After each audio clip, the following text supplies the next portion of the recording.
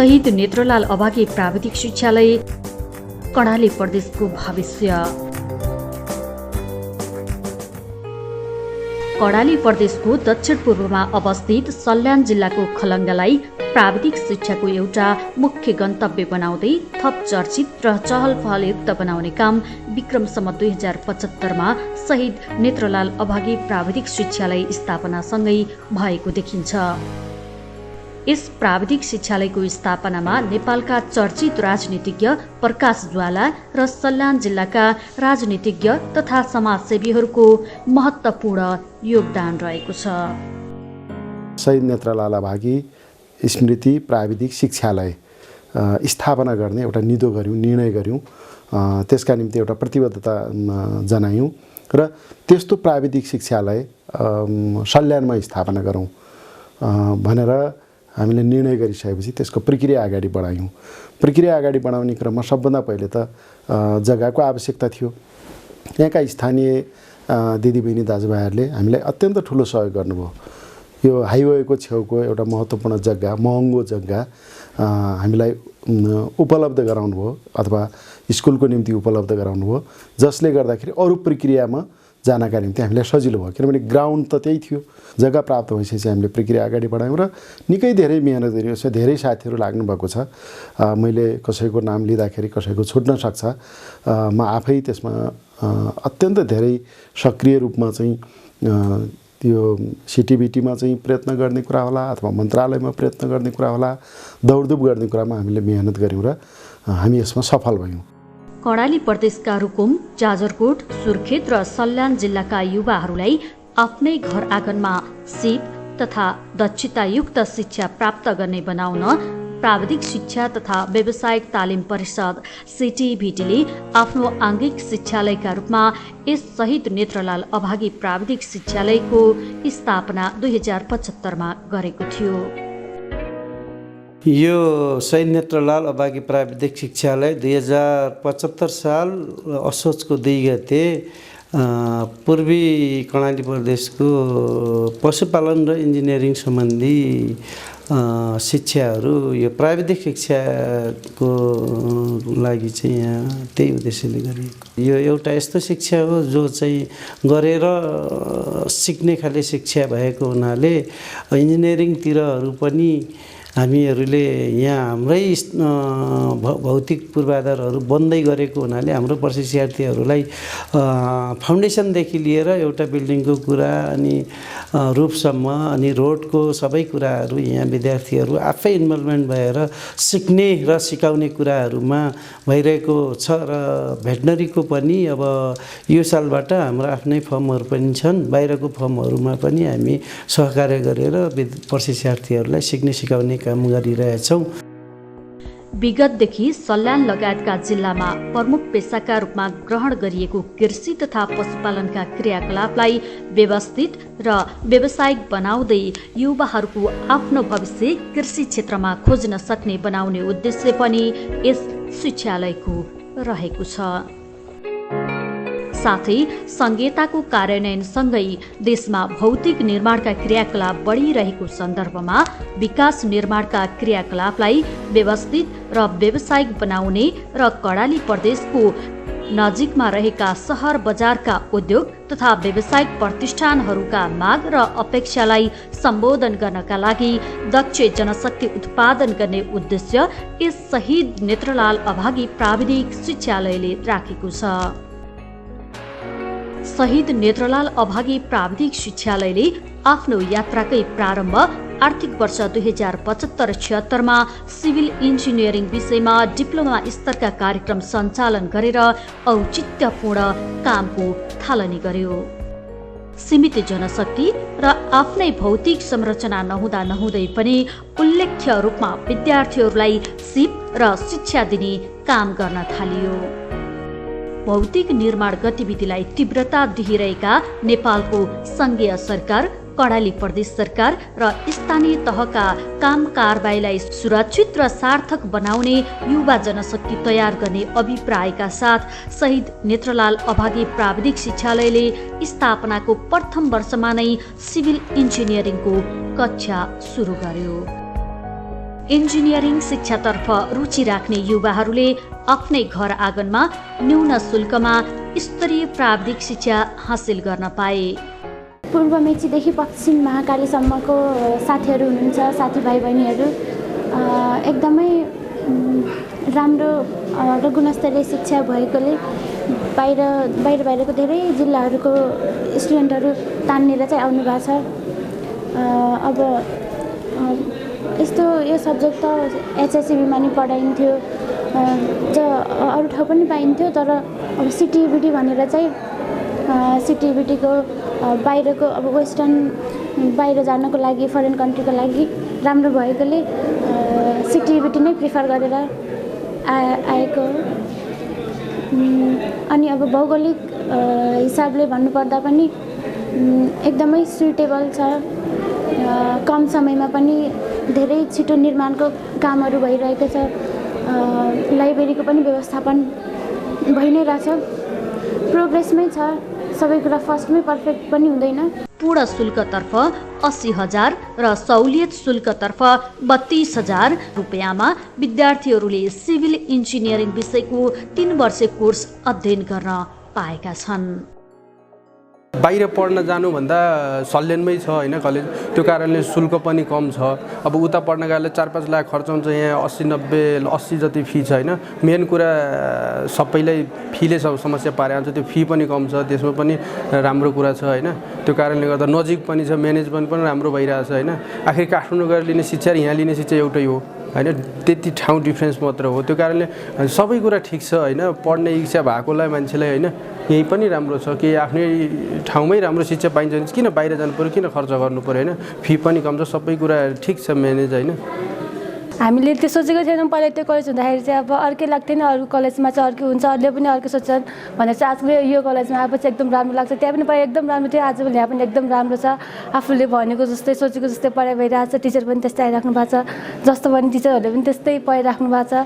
राम्रै लागिरहेको छ, राम्रै छ। सिभिल इन्जिनियरिङ विषयका विद्यार्थीहरूले आफ्नो अध्ययन सकिसकेपछि सरकारी निकायहरूमा सहायक स्तर प्रथममा जागिर खान सक्ने हैसियत राख्नेछन्। सर्वे, लागत इस्टिमेट, ड्रइङ, अटोक्याड लगायतका निर्माण कार्यसँग सम्बन्धित सिप यिनीहरूले प्राप्त गर्नेछन्। नेपाल सरकारको पनि विभिन्न तहमा विज्ञापनहरू खुल्या हुन्छ। इरिगेसनमा भयो, बिल्डिङ आर्किटेक्टमा भयो, त्यसपछि गएर वाटर सप्लाईमा भयो, त्यसपछि यो खापासेटे त तलको भयो, त्यो पनि उहाँहरूले दिन सक्नुहुन्छ। अनि त्यस्तै जनरलमा भयो। यसरी विभिन्न ठाउँहरूमा नेपाल सरकारमै उहाँहरूले लोकसेवा दिएर आफ्नो ठाउँमा 5औँ तहमा चाहिँ उहाँहरूको लागि सुनिश्चित छँदैछ। यस्तै गरेर आफूले पनि व्यक्तिगत केही गर्न चाहनुहुन्छ भने विभिन्न अहिले यो सर्वेहरू अब कन्सल्टेन्सी खोजेर अथवा कन्सल्टेन्टको रूपमा पनि यो नेपाल सरकारकै भित्रको काम पनि बाहिर प्राइभेट सेक्टरबाट उहाँहरूले गर्न सक्नुहुन्छ। अहिले हाम्रो यो देशको विकासको चरणमै छौँ, हामीहरूले थुप्रै विकास गर्नुपर्ने छ। अहिले यो सर्वे गर्नको लागि अब सर्वे चाहिँ गर्नको लागि यो उहाँहरू नै सक्षम हुनुहुन्छ, उहाँहरूले नै गर्नुहुन्छ। त्यस्तै गरेर घरको डिजाइनहरूदेखि लिएर डिपिआर गर्नेदेखि लिएर त्यसमा सहयोगी भूमिका उहाँहरूकै हुनुहुन्छ। त्यस्तै गरेर कुनै साइटको ठुलो मेगा स्ट्रक्चरहरूको हाइड्रो पावरहरूको सुपरभाइजर अथवा पनि उहाँहरूले गर्न सक्नुहुन्छ। यसरी उहाँहरूको फिल्ड अनि त्यस्तै इरिगेसनको सेक्टरमा, सिँचाइको सेक्टरमा यसरी उहाँहरूको आयामहरू, उहाँहरूको रोजगारी सिर्जना चाहिँ विभिन्न ठाउँहरूमा छ। समुदायसँगको सहसम्बन्ध स्थापना गरी जग्गादाताबाट जग्गा प्राप्त गर्ने, पछिल्लो समयमा आफ्नै भौतिक संरचना निर्माण गर्ने कामलाई तीव्रता दिने र शिक्षक प्रशिक्षकको उचित व्यवस्थापन गर्दै विक्रमसम्म 2076 देखि यस प्राविधिक शिक्षालयले डिप्लोमा स्तरको कृषि अन्तर्गत पशु विज्ञानका प्राविधिक विषय थप गरेर अध्यापन गराइरहेको छ। पैसा अलिक कम लाग्ने भयो, प्राइभेटमा चाहिँ धेरै लाग्ने भयो, त्यो भएर चाहिँ मैले सल्यान चुज गरेको। सुपथ शुल्कमा पढ्नको लागि मैले आफ्नो यही गाउँठाउँमा पढेँ। अनि मैले यहाँ दाङ, सुर्खेत, रुकुम, कालीकोटदेखि मेरो साथीहरूलाई यहाँ आफ्नो ठाउँमा वेलकम गर्न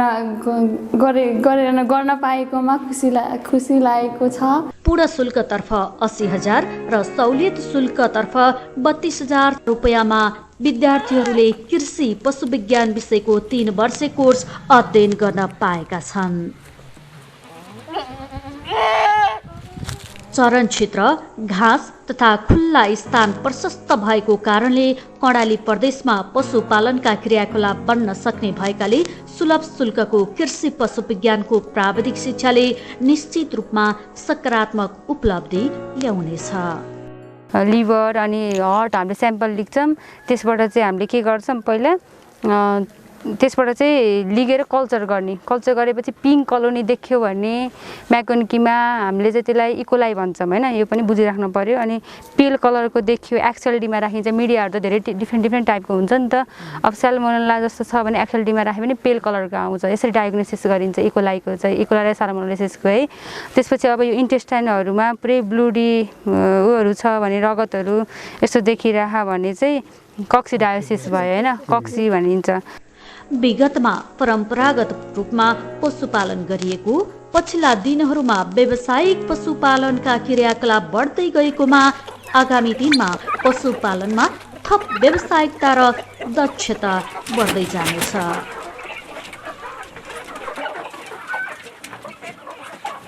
यस विषयका विद्यार्थीहरूले भविष्यमा सरकारी निकायहरूमा सहायक स्तर प्रथममा जागिर खान सक्ने हैसियत राख्नेछन्। गैर सरकारी संस्थामा क्रियाशील हुनेदेखि व्यावसायिक पशुपालन, दूधसँग सम्बन्धित उद्योग, पशु क्लिनिक खोलेर सबै तिनीहरू भविष्यमा स्वरोजगार हुन सक्नेछन्। मेन भनेको त सिप नै भयो होइन। अब हातमा सिप भएपछि प्राइभेटली भन्यो भने अब मेडिकलहरूमा भयो, मेडिकल भन्नाले अब औषधि पसलहरूमा भयो, फिडहरूमा भयो, त्यसपछि अब यस्तै सिटिबिटीको शिक्षालयहरूमा सहायकमा काम गर्न सक्नुहुन्छ। अनि फार्महरूमा पनि अब हेर्नलाई आफूले सिप अनुसारले आफ्नो योग्यता क्षमता कति छ त्यसमा काम गर्न सक्नुहुन्छ। शहीद नेत्रलाल अभागी प्राविधिक शिक्षालयले छोटो अवधिमा नै महत्त्वपूर्ण उपलब्धि हासिल गर्न सक्षम भएको छ। प्रशासनिक भवन, शैक्षिक भवन र शिक्षालय प्रमुख आवास भवन लगायतका भौतिक संरचना निर्माण भई प्रयोगमा आइसकेका छन्। प्रयोगात्मक अभ्यासका लागि विभिन्न संरचना निर्माण हुँदै गएका छन्।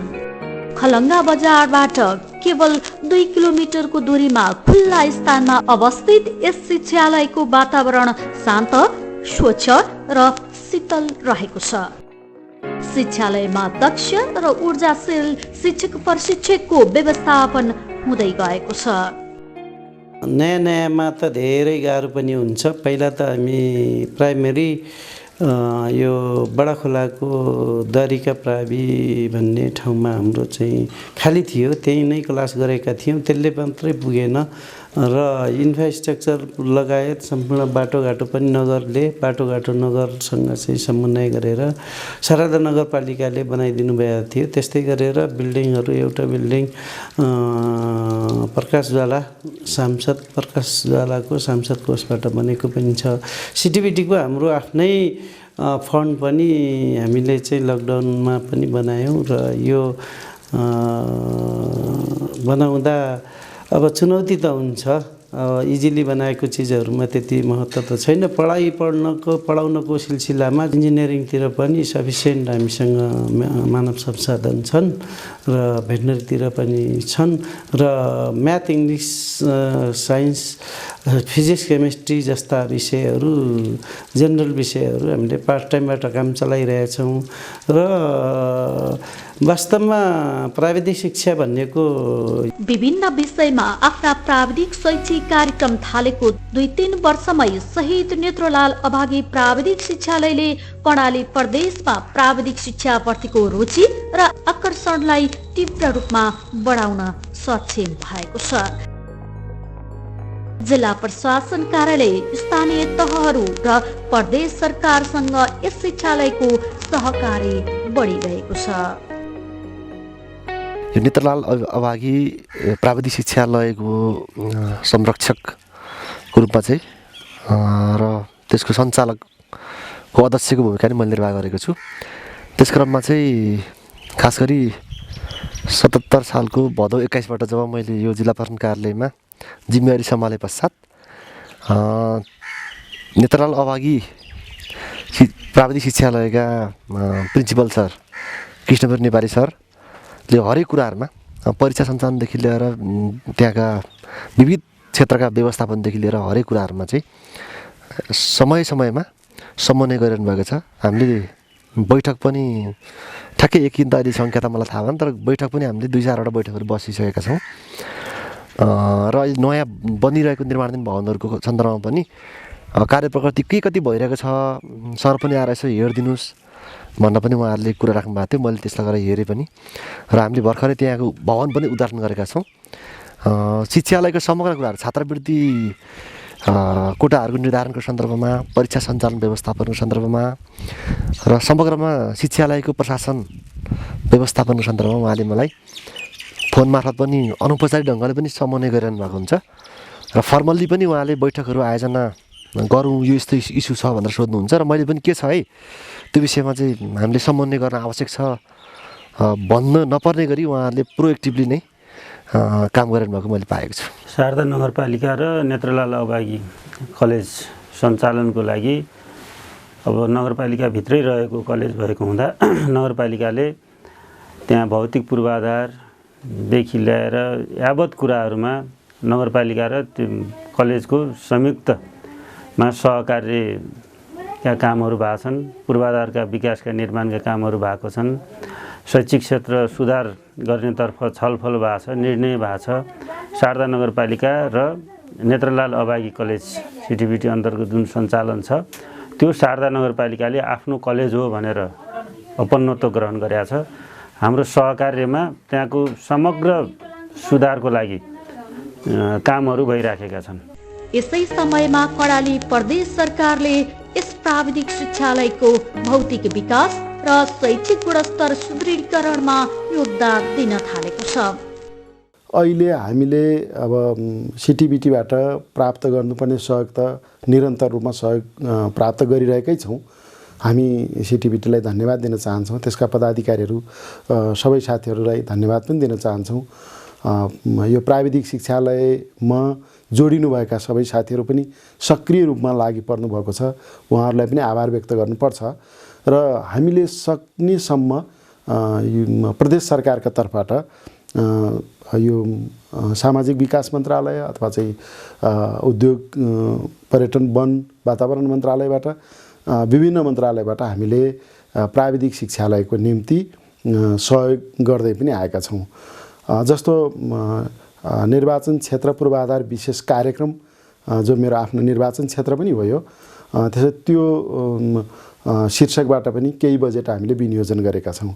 त्यसैले सिटिभिटीको बजेट, प्रदेश सरकारको बजेट, पूर्वाधार विशेष कार्यक्रमको बजेटबाट केही भवनहरू, शैक्षिक भवन लगायतका भवनहरू पनि बनेका छन्, खेल मैदान बनेको छ, सडक बनिरहेको छ र गर्नुपर्ने अरू धेरै कामहरू छन्।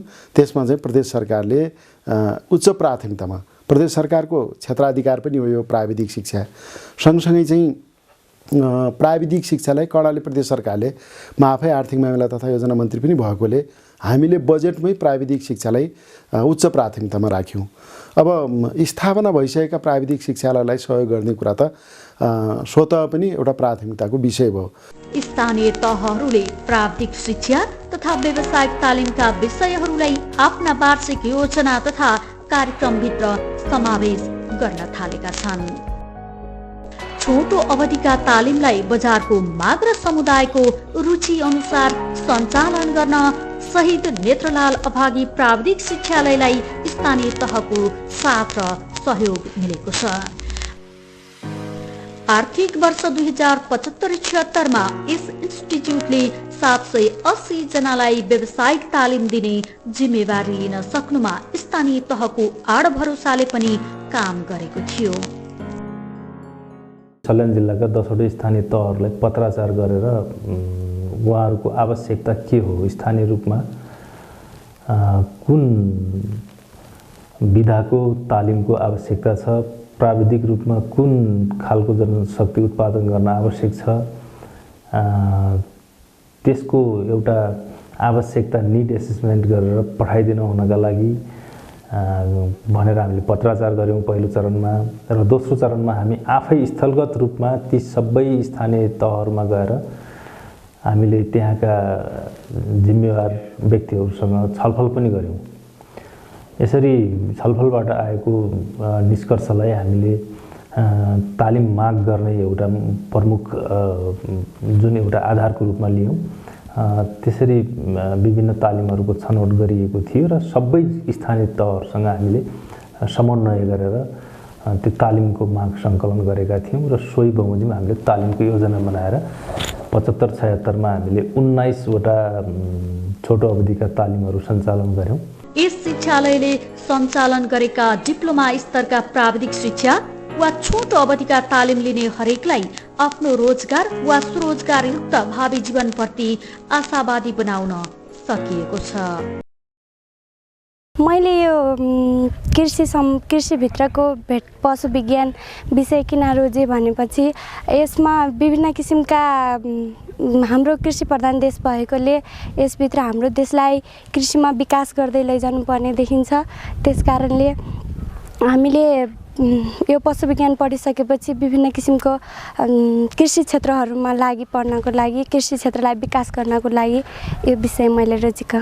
यसको भविष्य अहिले विभिन्न अब कन्स्ट्रक्सनको कामहरू कन्सल्टेन्सीमा पनि जागिर पाइन्छ। अहिले स्थानीय तहहरूमा पनि जागिरको अब ओभरसियर इन्जिनियरहरूको अब राम्रो स्कोप छ। स्थानीय तहहरू कन्सल्टेन्सीहरूमा भयो, विभिन्न पूर्वाधारको कामहरूमा भयो, प्रोजेक्टहरूमा भयो, राम्रो अब जब पाइने भएको हुनाले अब राम्रो भएको हुनाले सबै त्यो राम्रो भविष्य देख्छु म। स्थानीय तहहरूले प्रदेशहरूले चाहिँ खोलिराखेको छ अहिले पनि र तपाईँको अब यसभित्र अब करारहरू पनि खोलिरहेको छ। तपाईँको एनजिओ आइएनजिओ विभिन्न किसिमका ठाउँ थुप्रै किसिमका ठाउँहरू छन्। अब यसबाट तपाईँको जागिर मात्रै यो पढेर जागिरको मात्रै जागिर खाएर मात्रै हामीले जीवन निर्वाह गर्नुपर्छ भन्ने छैन। हामीले आफ्नै जीवनशैली यही पढेको कुरालाई चाहिँ व्यावहारिकतामा उतारेको छैन।